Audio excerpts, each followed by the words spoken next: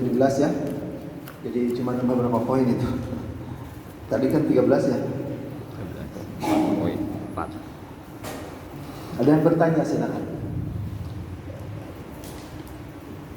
Ada? Saya Iya Pak. Pak siapa? Pak Oye, Pak. Oh iya. Oh iya. masalah ini kan masalah pembayaran BPJS Ketenagakerjaan di tahun 90. Saya kan kesini tahun 80. Agak dibayar. Jadi jarak 40 tahun saya mengabdi di sini, menjauhin 20 tahun. 20 tahun itu ada tabungan namanya karyawan ya pegawai Di mana Pak kerja di mana? di sini saya cuma dibayar 1 tahun. 1 tahun itu cuma dibayar 1.250.000 waktu itu. Saya kan lemah saya. Dan saya tanyakan apa hukumnya, masalahnya hutang-hutang antara pegawai sama perusahaan. Oh iya, sama. Bapak tuh posisinya dizalimi Pak. Iya. Jadi kan kayak Jadi saya nggak diurus, diurus enggak. percuma ya, susah ya. Susah. Itu Banyak kezaliman kayak gitu, banyak lah di negeri gitu. Tapi ya saya bukan ngasih solusi gimana supaya cair supaya bisa ditagih ya. Cuman saya kasih hiburan aja ya. Biar bisa lebih sabar ya. Saya paling kasih solusi lah. Iya. Biar bisa lebih sabar itu ya. Yang saya sampaikan ke Bapak itu ya keberkahan bagi orang yang dizalimi itu Pak. Bapak itu sebenarnya kalau menjadikan posisi keterzaliman itu sebagai pendorong dikabulkannya doa itu luar biasa Bapak. Orang yang dizalimi itu doanya sangat makbul. Doanya sangat makbul. Jadikan, adukan itu kepada Allah dan minta kepada Allah agar urus sendiri kan tak mungkin bisa. Itu kan harusnya ya, sampai para ulama tuh kesimpulan gini Pak. Orang-orang yang dikabul doa itu kan ada beberapa orang ya, ada beberapa golongan manusia yang sangat makbul doanya. Di antaranya kan puncaknya para nabi itu ya. Kemudian orang tua untuk anak, anak untuk orang tua itu juga sangat makbul ya, doa itu. Tapi pemimpin yang adil juga doanya sangat makbul. Hadisnya sahih Pak. Salah satu dakwatuhu yang pertama kali yang sangat dikabulkan doa itu diantaranya adalah al-imamul adil. Jadi ada gini, saya kalau menerangkan tentang kemakbulan doa itu ya, ada waktu-waktu sangat makbul doa, ada tempat-tempat sangat makbul doa, ada orang-orang yang sangat makbul doa. Ya. Dan orang yang dizalimi itu kemakbulan doanya hanya kalah oleh para nabi, Pak. Hanya kalah oleh para nabi. Bahkan doa ibu untuk anak saja kalah makbul kalau dibanding orang yang dizalimi. Banyak yang mengira bahwa doa yang paling makbul setelah doanya para nabi adalah doa ibu anaknya. Kalah kalau sama orang dizalimi. Dalam hadis Sahih Ibn itu Rasul mengatakan ittaqu da'watal madlum. Ittaqu da'watal madlum fa inna abwaabas samaa'a futihat lahu. Walau kana kafiran. Kalimatnya gitu. Hati-hati jangan sampai kamu terkena doanya orang yang dizalimi. Karena orang yang dizalimi itu ketika berdoa mendoakan buruk kepada orang yang dizaliminya gitu. Maka seluruh pintu langit terbuka sehingga tidak ada penghalang antara dia dengan Allah, dan Allah akan mengabulkan doanya orang yang dizalimi meskipun yang berdoa orang kafir. Itu kan Tuhan disahih. Kalau orang tua untuk anak nggak ada kalimat kayak gitu.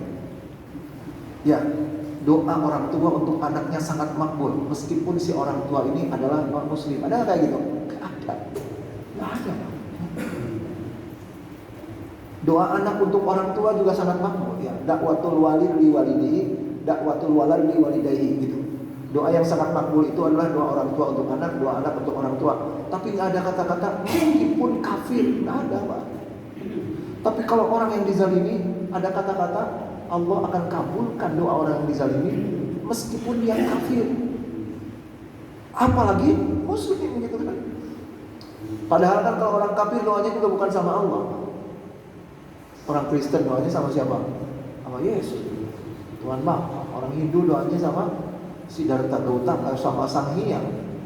Tapi meskipun begitu, karena posisinya dizalimi, Allah dengar, Allah kabul.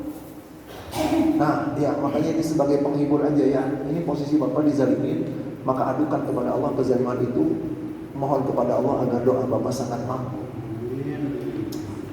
Sampai ada ulama mengatakan begini, Pak. Kalau nggak salah Ibnu Qayyim apa Ibnu Taimiyah gitu. Saya lupa, udah lama bacanya itu. Tapi ini bukan sabda Rasul ya, tapi betul. Dari hadis-hadis yang ada ini betul gitu. Bahwa kalau doa kita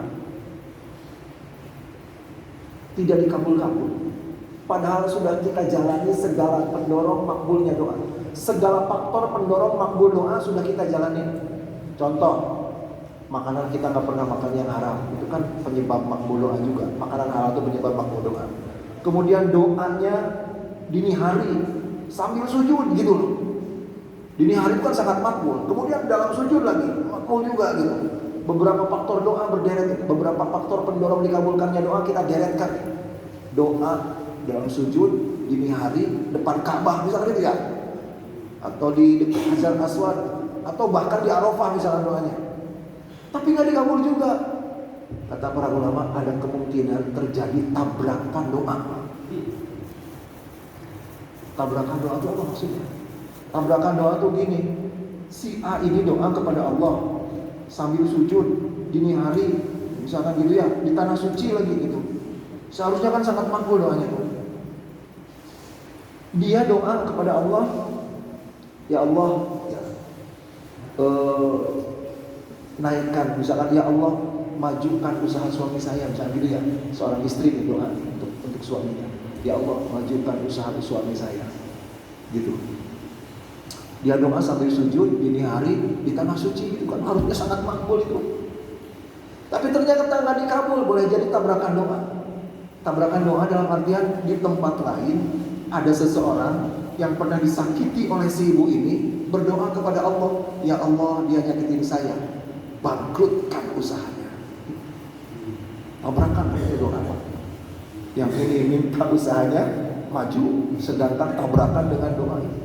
Demi Allah kata para ulama, meskipun sambil sujud dalam sholat dini hari tahajud di dekat Hajar Aswad gitu, nggak akan menang kalau tabrakan dengan doa orang yang dia sakiti.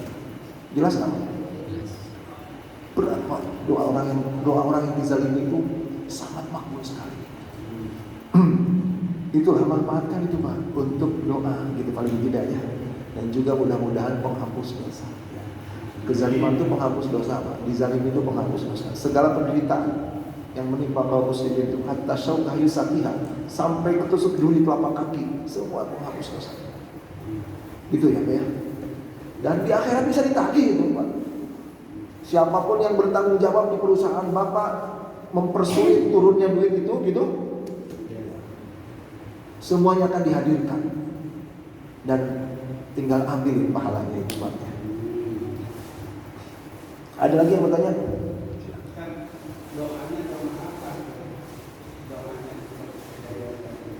Doa bagi kalau kita siap-siap saja aja dari Allah.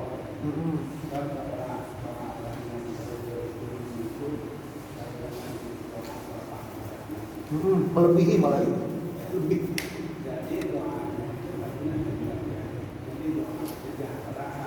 Iya Pak. Betul. Betul memang begitu Pak. Ya, doa kemakbulan doa yang dizalimi itu untuk digunakan untuk apapun makbul, Pak. Tapi ada dua pilihan. Orang yang dizalimi itu memang dibolehkan, Pak. Nggak dosa ketika dia mendoakan keburukan kepada yang menzaliminya, nggak dosa, boleh. Tapi bukan yang terbaik. Yang terbaik maka memaafkan. Yang terbaik itu jadi lebih baik karunia dari Allah berupa makbulnya doa ketika posisi kita dizalimin lebih daripada digunakan untuk doa kehancuran buat yang menzaliminya, mendingan digunakan untuk doa kebaikan untuk kita dan anak istri kita gitu loh. Betul begitu memang. Ya. Tapi tidak dosa ngedoain keburukan kepada yang dizalimi juga nggak dosa. Karena itu semacam hukuman dari Allah supaya takut orang-orang itu berbuat zalim. Gitu, Pak. Yang surat apa ya? Jadi kalau kita iya. lebih baik bersabar.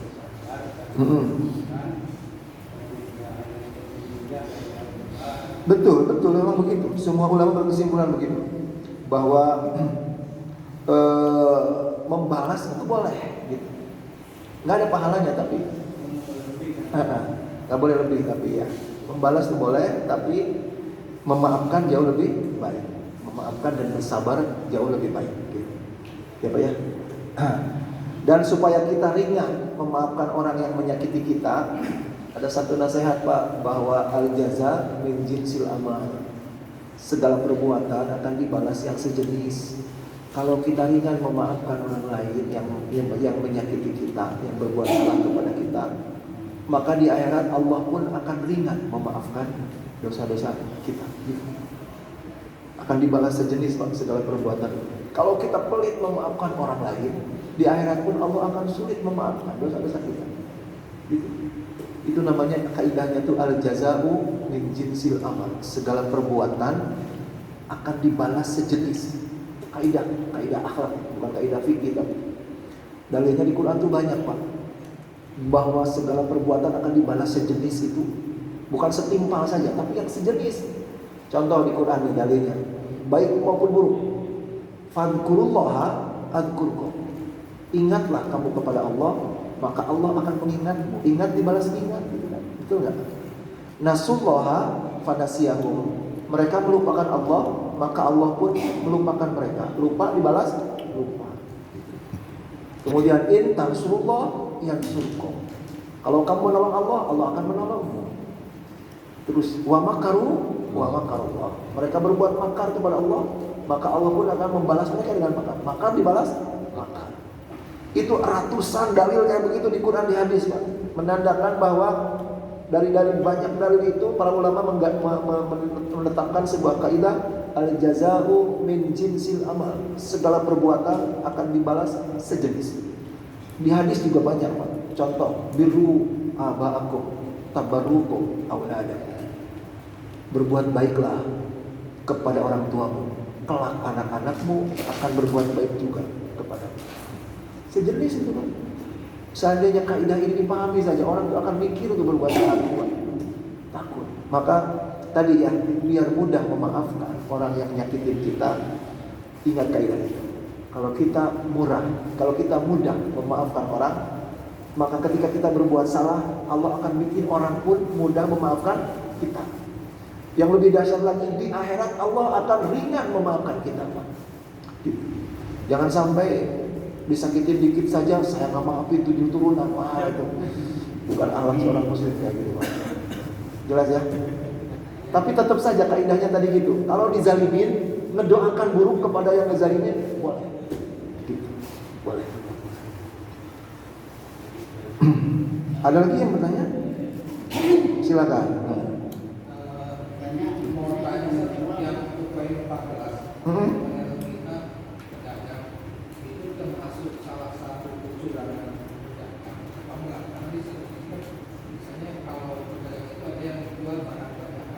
Karena di istilahnya dilemmanya itu saking tingginya harga yang Islam.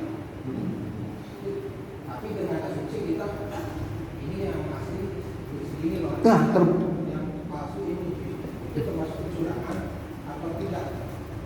terbukalah kepada pembelinya gitu. Jangan nyakitin pembeli, jangan ngerugiin pembeli. Jangan dibilang ini asli padahal KW-nya gitu loh.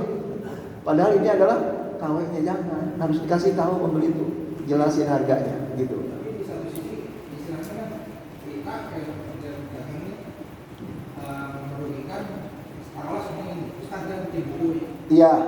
Nah, Sama si A, ya. orang cetakannya itu dipegang oleh sama Iya. B ini nyetak buku Ustaz. Iya. Nah, paling iya memang begitu kesalahannya itu, kita kezalimannya itu kepada si pemegang lisensi, yang memegang merek gitu. Iya memang. Iya betul, seperti pengarang buku gitu ya, kayak gitu-gitu. Itu jadinya royaltinya itu tidak mengalir kepada dia gitu, karena bukunya dipajang, dipotong buku dikit itu jutaan, kayak gitu. Kasihan, makanya tidak akan berkembang itu kreativitas, karena segala barang hasil kreativitas seseorang kemudian dibajak beramai-ramai. Tapi di satu sisi istilahnya pedagang itu melihat potensi umat kalau baca buku Ustaz karena saking tingginya. Tapi tetap saja memang merugikan sih Pak. Itu memang penyelesaiannya sebenarnya pada kekuasaan yang harus menghentikan itu. Gitu. Ya. Dan saya tetap mengatakan bahwa itu ada merugikan. Bukan kepada pembeli, tapi kepada Pemilik. pencipta itu, yang punya hak cipta itu. Ada. Ya. Kalau ada pintar begini, kita bukan yang seperti buku di sekolah itu, sekolah dulu dari abangnya ke ayah itu bisa kumpul dulu.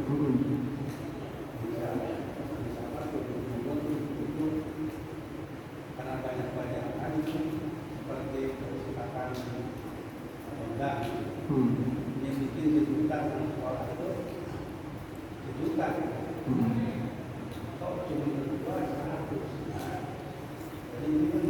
Iya, ini kan yang namanya dosa sistemik itu gitu Pak.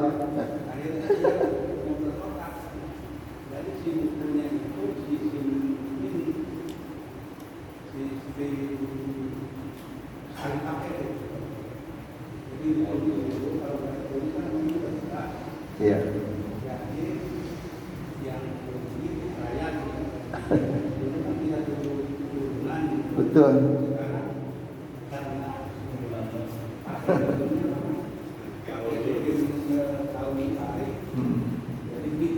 Iya, itu rumit itu Pak. Sebenarnya ketika buku itu tidak terjangkau sama rakyat itu emang sistemik sudah kesalahannya itu.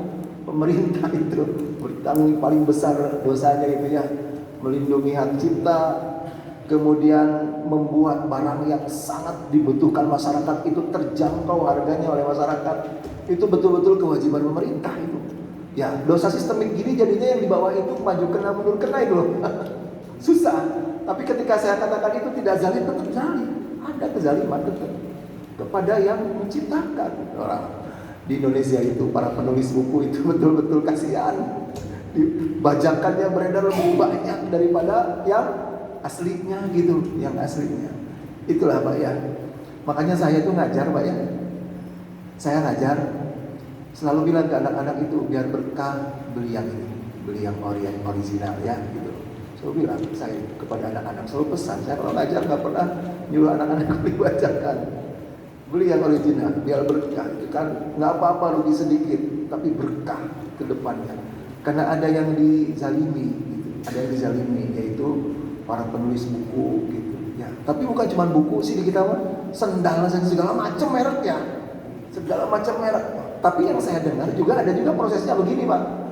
Kalau orang Chinese ya, saya kan kalau ke Tanah Suci suka nemu HP kelas atas tapi murah. Ketika saya ini Samsung apa gitu ya, padahal harganya itu 10 juta, tapi di sana dibeli jual dalam real itu kan cuma 2 juta 1 juta.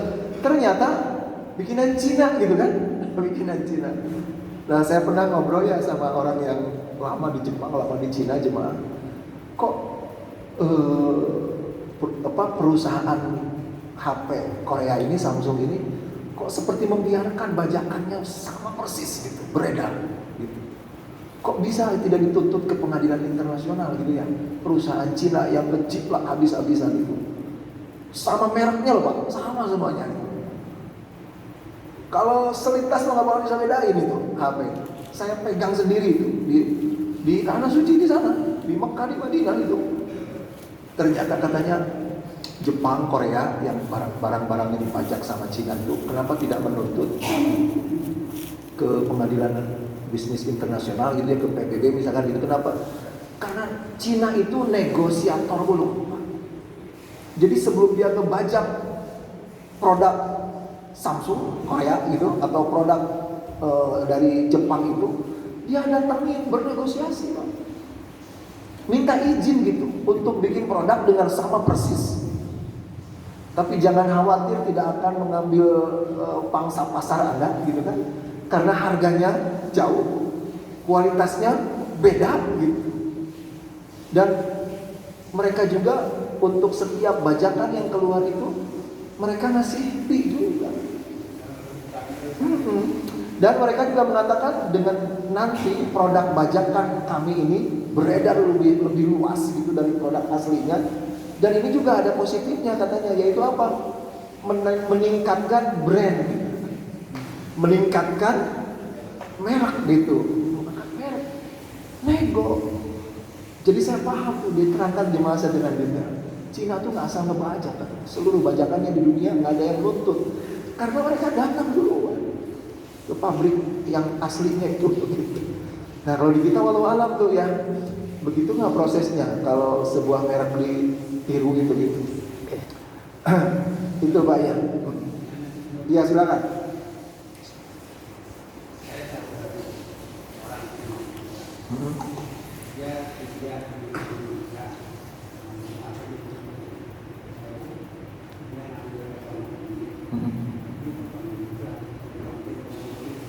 Iya.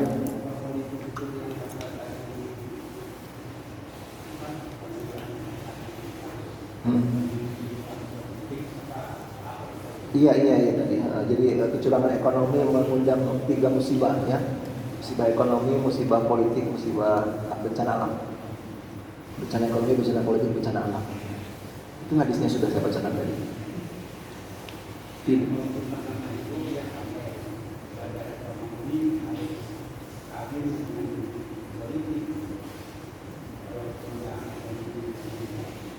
Oh iya, karena terkait ya.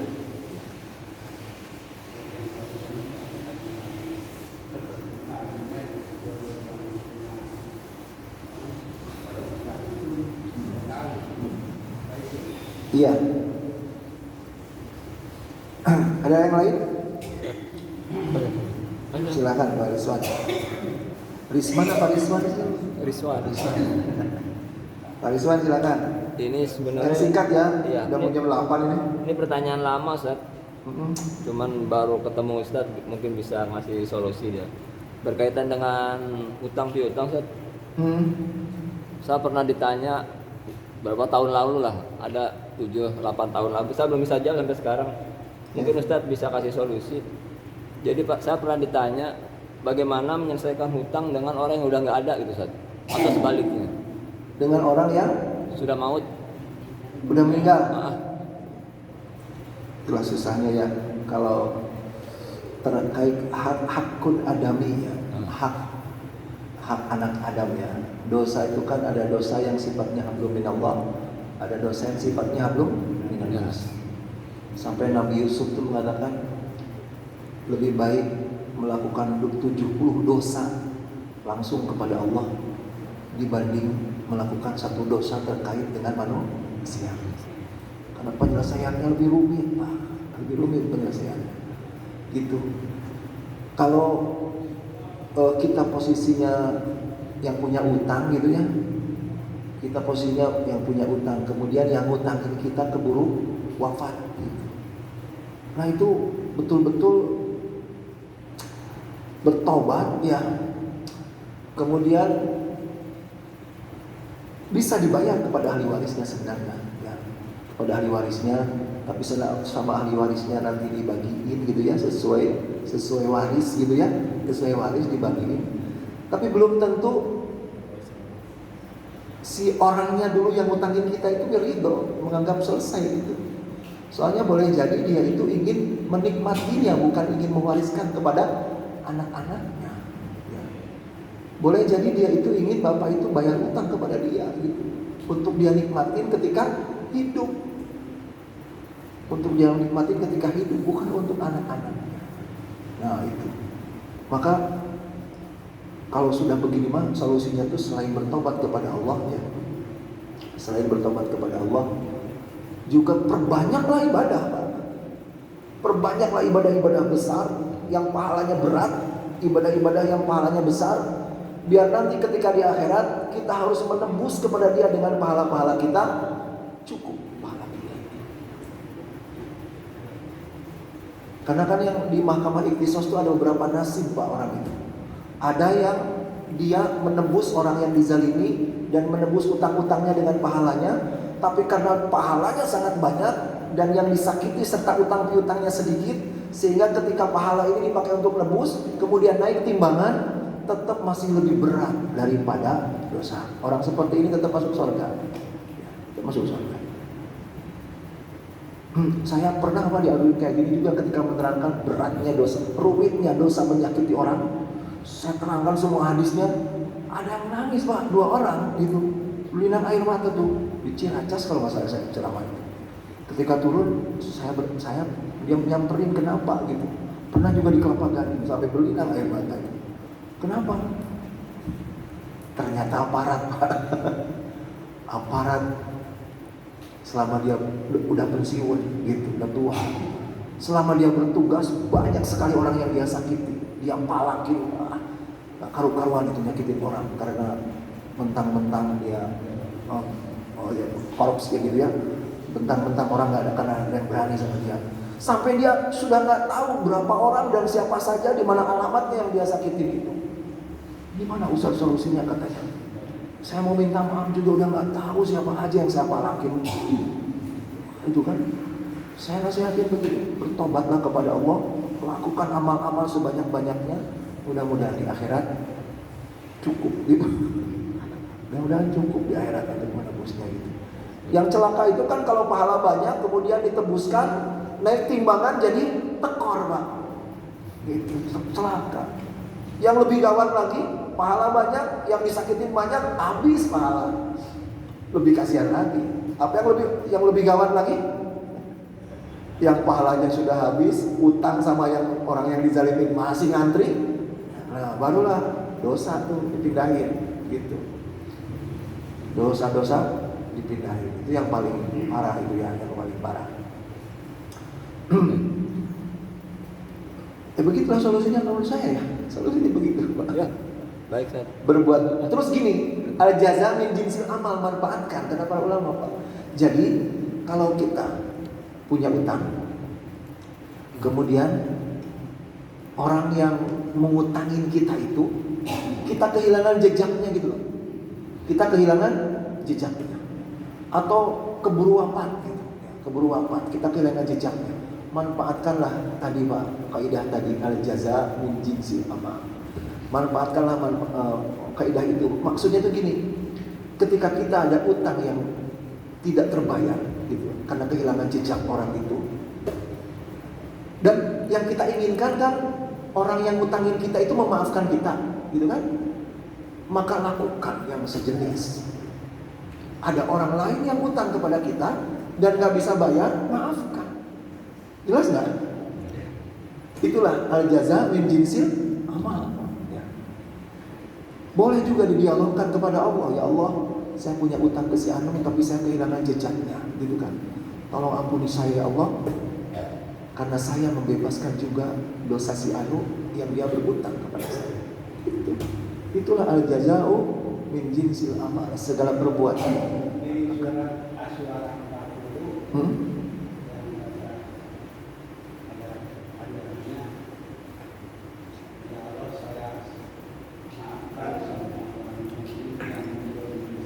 Iya.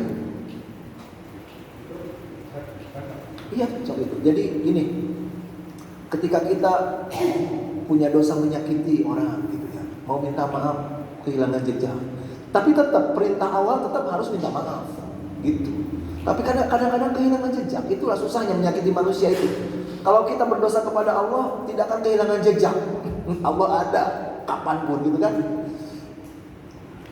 Kita kehilangan jejak meminta maaf, maka solusinya adalah ada orang yang nyakitin kita, maafkan sama kita. Nanti Allah akan mengilhamkan kepada orang yang kita sakiti itu untuk memaafkan kita meskipun nggak ketemu sama kita. Jelas nggak itu? Itulah al-jaza'u min jinsil amal. Segala perbuatan akan dibalas sejenis. Jelas ya? Saya kira cukup sampai di sini dulu ya. Terima kasih atas perhatiannya. Mohon maaf ini. Oh iya, belum terakhir. Terakhir spesial ya terakhir. Lupa saya.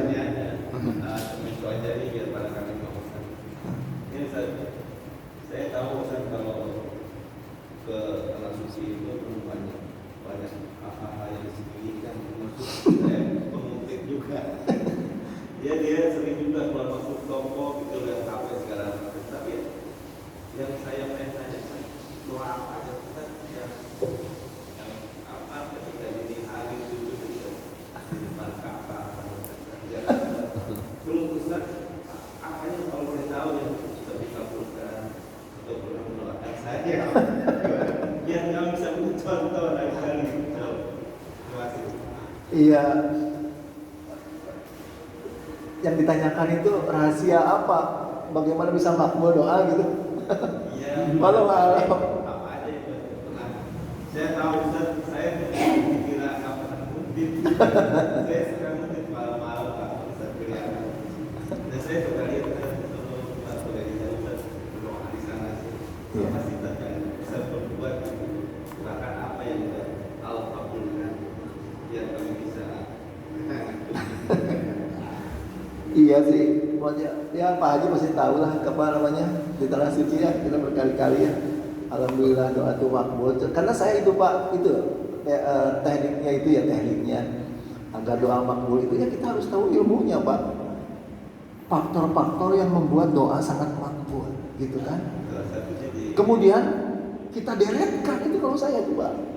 Ya kita deretkan faktor-faktor itu sekaligus, gitu. Di antaranya kan kalau ingin makbul doa itu faktornya itu saya suka baca zikirnya Nabi Yunus di perut ikan paus.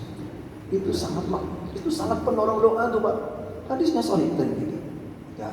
Za'watu dinun idhuwa fi batnil hut. Zikirnya Yunus ketika dia di perut ikan paus. Masa'ala muslimun bihi illa ustujibalahu.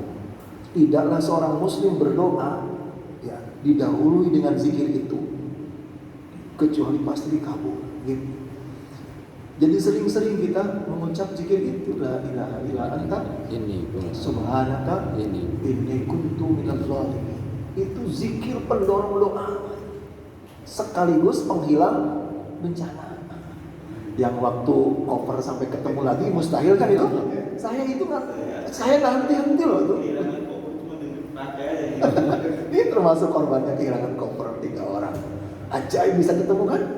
Saya tuh tanpa diketahui sama jemaah itu, saya ucap la ilaha illa anta subhanaka inni kuntu minadz zalimin. Makbul itu. Ketemu ujung-ujung di bandara lagi. Ketemu, padahal udah hampir mustahil ketemu. Udah ngirim berapa orang waktu itu ya? 3 orang kesana mau tawif nyari-nyari, ngubek-ngubek nggak ketemu. Ujung-ujung ketahuan sama rombongan Karya Intan dari Bandung coba. Ya, itulah. Kemudian yang makbul juga Pak, saya diriin Persis, ya, bikin kantor 2 lantai, utang 40 juta. Utang 40 juta, doanya Mas Haji sama Pak Haji yang sama. Doa di sana, ya Allah punya utang 40 juta. Bikin kantor Persis 2 lantai. Doa di sana, baca itu ya sambil sujud. Doa, ya. Kita harus tahu faktor-faktor yang bikin makbul doa itu apa saja gitu. Tawasulkan kepada Allah di antaranya. Ada ini Pak, saya punya sebuah materi tentang 50 faktor pendorong dikabulkannya doa. Itu bisa panjang tuh kalau diterang. 50, ada 50 lebih faktor pendorong dikabulkannya doa. Saya doa di tanah suci, termasuk doa di tanah suci itu sangat makbul. Karena ketika kita doa di tanah suci, faktornya coba apa? Pertama lagi musafir, kedua tamu Allah, ketiga kesakralan tempat gitu. Keempat penderitaan. Kita akan menderita di sana itu, panas segala macam. Penderitaan itu kan faktor pendorong dikabul doa, salah satunya derita. Makanya kalau lagi kepanasan di tanah suci, lagi panas terik doa itu. Ya, tuh musafir, tamu Allah, kesakralan tanah suci, kemudian beratnya kondisi di sana itu pendorong doa semua. Makanya saya betul-betul manfaatkan kalau lagi di tanah suci itu saya doa. Saya doa di sana Pak, adukan kepada Allah, punya utang 40 juta. 2 minggu pulang umroh sama Pak Haji ini, ya, 2 minggu pulang umroh. Ada jemaah saya dari Serang WA malam-malam. Ustaz, saya baru infak Ustaz katanya.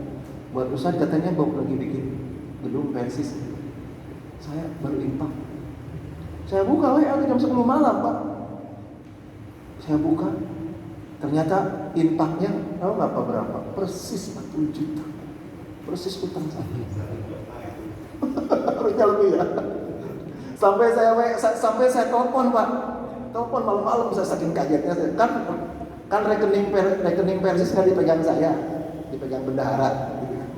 Saya telepon Pak Haji.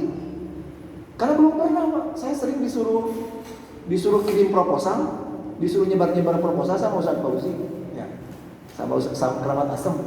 Paling banter dapat 10 juta gitu ya, paling banyak. Itu juga ada beberapa orang 10 juta itu.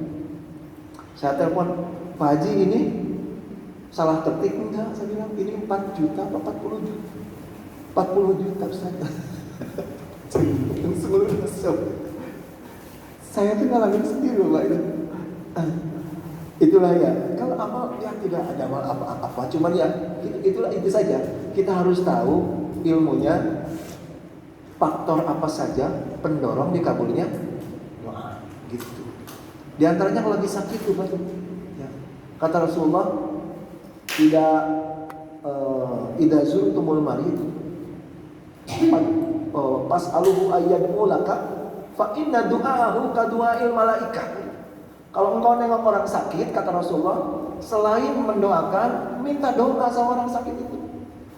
Karena orang yang sedang sakit, doanya hampir setara dengan makbulnya doa malaikat. Kenapa? Penderitaan itu. Surat An-Naml ayat 62, amma yujibul muttar idza da'a. Allah sangat mengabulkan doanya orang yang muttar. Muttar itu adalah yang sedang ditimpa kesusahan, penderitaan, apapun jenisnya penderitaan itu, termasuk sakit. Kan ini juga banyak yang nggak tahu Pak, kalau nengok orang sakit tuh doain aja gitu ya. Padahal Rasul bilang minta doa sama yang sakit itu, karena doanya sangat makbul. Tapi kalau minta doa sama yang sakit mah jangan panjang-panjang, kasihan Pak. Juga etikanya sebelum minta doa, doain dulu lah gitu. Doain dulu, habis itu baru minta doa. Dan kasih tahu dulu, khawatirnya dia nggak paham, kasih tahu dulu bahwa Rasul bilang orang sakit itu doanya sangat makbul, hampir setara dengan makbulnya doa malaikat gitu. Boleh nggak kita doain gitu? Apalagi kalau udah akrab gampang ya. Itu artinya apa? Itu artinya kalau kita lagi sakit itu manfaatkan buat berdoa. Dan doa itu Pak kalau ingin makbul diulang 3 kali. Karena Rasulullah tidak ada salah. Doa itu setiap kalimat doa ulang 3 kali. Kecuali yang dalam sholat. Kalau dalam sholat mah kalau sekali sesuai aturan. Kalau di luar sholat, hadis Bukhari Muslim. Karena Rasulullah tidak ada salah. Rasulullah kalau doanya diulang sampai 3 kali. Itu artinya lebih makbul. Gitulah Pak ya. Mudah-mudahan bermanfaat apa yang saya sampaikan. Terima kasih atas perhatiannya. Mohon maaf sekali kata yang kurang berkenan. Saya tutup dengan doa Rabbana hab lana min azwajina wa dhurriyyatina qurrata a'yun waj'alna lil muttaqina imama. Rabbana atina fid dunya hasanah wa fil akhirati hasanah wa qina adzabannar. Assalamualaikum warahmatullahi wabarakatuh.